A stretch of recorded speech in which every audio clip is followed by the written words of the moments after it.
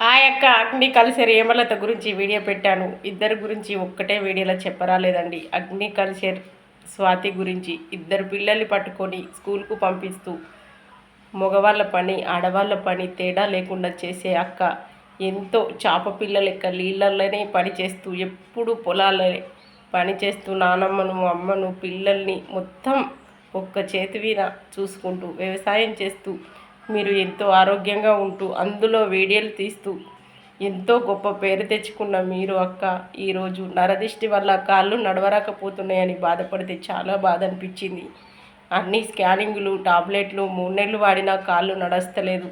మరి అక్క లావుండి కాదు, వేజయి కాదు, ఎంతో బక్కగా సాఫ్ట్గా నీట్గా ఉన్నావు.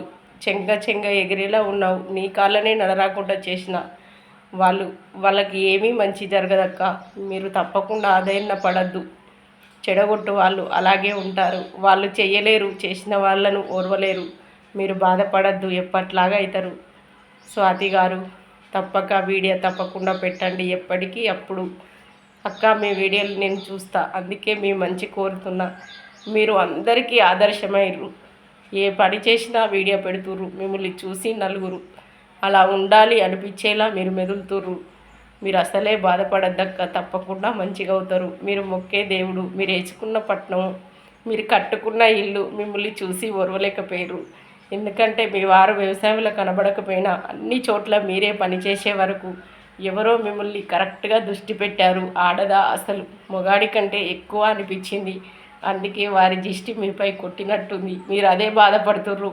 నేను వింటున్నా అక్క మీ వీడియోల్లో. తప్పకుండా బాగవుతారు, బాధపడద్దు. మీరు మొక్కే దేవునికి మంచిగా మొక్కండి.